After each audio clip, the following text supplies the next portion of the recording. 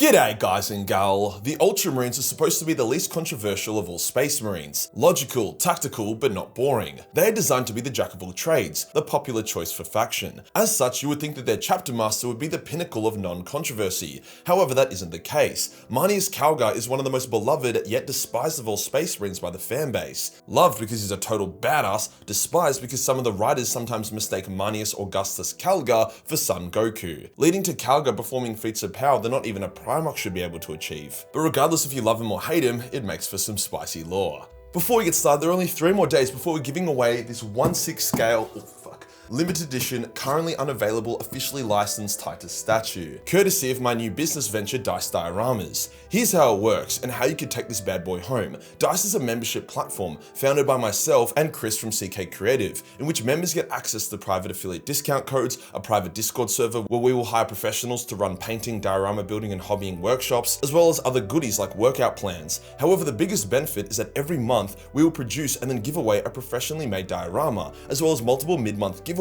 and other hobby giveaways. For our soft launch, which is currently running, the 1/6 Titus statue is the prize. However, next month we're giving away the Lion vs Angron battle from the Arcs of Omen lore. However, it isn't just the duel between the Primarchs, we've gone all out, with over 25 models being a part of the diorama. World Eaters, Dark Angels, Sanguinary Guard, as well as multiple hero characters. We even had custom terrain modeled and printed just for this. The best part is that each model will be magnetized to the diorama, meaning you can take them off, play them in a 40k tabletop game, then put them back on. It would be the sickest way to store and display models, to be honest. So that is the October hard launch diorama giveaway, with November's diorama also in progress, which you guys are gonna love. As a hint, something Ancient of Rites. For the soft launch, which ends in 3 days, we are only offering the Diamond and Emerald tiers. However, if you buy 1 month, you get the next 5 months free, so basically 6 times the value. This is to reward those of you that have put your faith in us and have backed us early before you even had the chance to show how good these dioramas will be. The response we got from you guys was insane. The community has already grown to the hundreds, with us having already saved our members thousands of dollars using the affiliate discount codes, and it'll just keep growing from there. 3 days left to join and have a shot at the 1/6 Titus. There will also be some runner-up prizes. Today we'll go over the lore of Marneus Calgar, detailing his origins, his rise to power, before then highlighting his controversial moments, like when he just got a little bit too overpowered in the lore.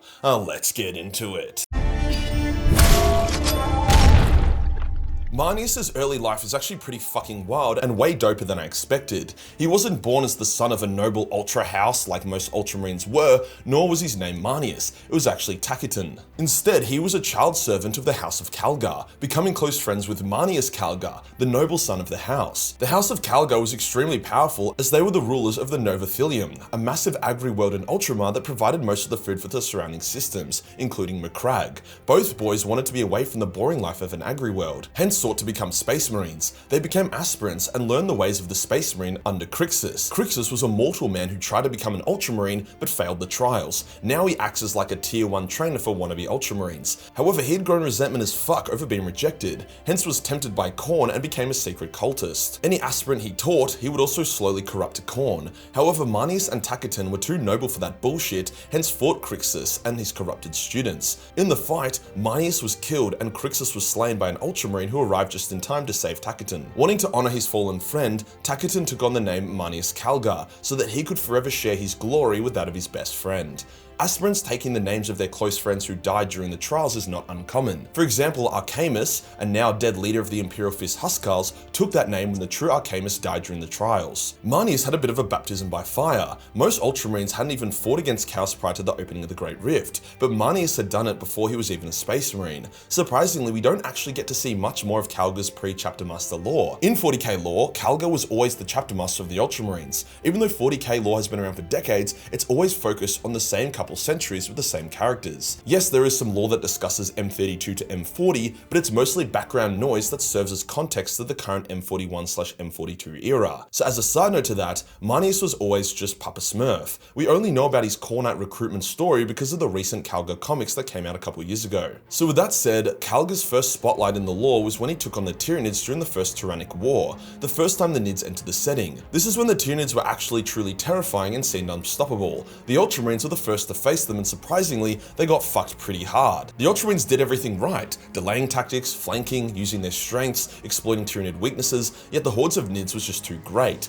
Calgar himself had to enter the battle in an attempt to hold Cold Steel Ridge, a vital choke point that the entire battlefield depended on. The Hive Mind, seeing Calgar on the battlefield, sent the Swarm Lord to fight him. However, before the Swarm Lord even reached Calgar, he had been wounded over a dozen times by the smaller warrior forms. Even still, he dueled the Swarm Lord, however was butchered and put on his ass. Moments away from death, it took the sacrifice of his entire honor guard, Ultramarines whose skill and power could never be replaced or replicated, to get Calgar to safety. Through massive sacrifice, both in space and on the fields of Macragge, the Tyranids would be stopped. However, it cost the Imperium an irreplaceable Emperor-class battleship, and the entire first company of Ultramarines were also killed. The first company being the best and brightest in the chapter.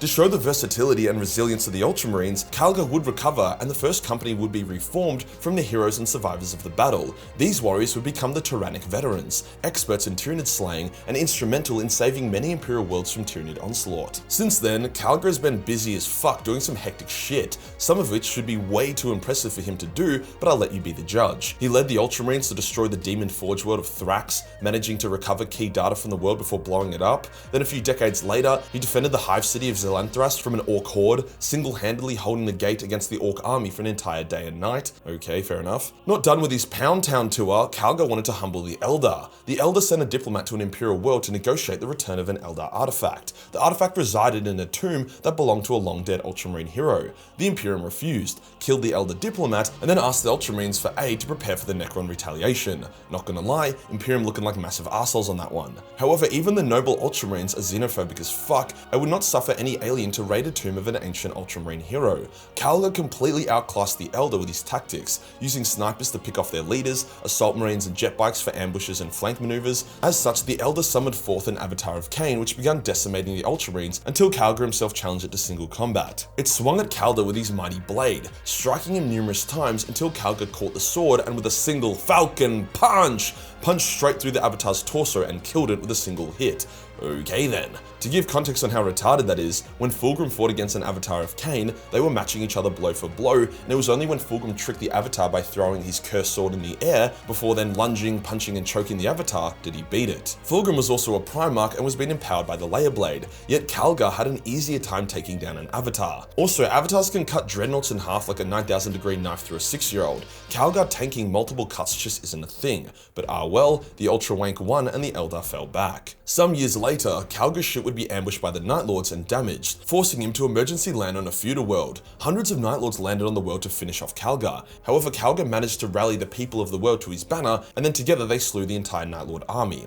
What the fuck? To gas Calgar up further, there was a powerful demon prince called Umkar, who used to be a word-bearer Dark Apostle. Demon princes are kinda like demigods. They can kill space marines with a single hit or sometimes a single thought. So naturally, when Calgar faced Umkar, he was able to beat the shit out of him and then bind him to a psychic jail in a star fort. Umkar was too powerful to banish, which like, okay then, how the fuck did Calgar beat him into submission? So they had to leave him in naughty jail. Official records say that Calgar tore him limb from limb, which is a bit wanky. Like surely you say something like, the combined effort of the Inquisition and First Company, led by Calgar, was able to defeat him and banish him. Not just like, look at me, I'm the best. Now obviously the universe could not be set right until Calgar was able to have his revenge against the Swarm Lord. He could punch Avatars of Cain, demon princes, and entire Chaos Warbands to death. Surely some big-ass Tyranid couldn't match him. Calgar and the only thing to beat him came face to face, and you guessed it, Calgar managed to beat the Swarm Lord to death with his bare hands without too much drama. At least when Dante did it, he was on the brink of death and he had to use a volcano pistol. In a bit of a funny moment, Umkar would return, which obviously looks bad for Calgar since he lied about killing the shit out of it.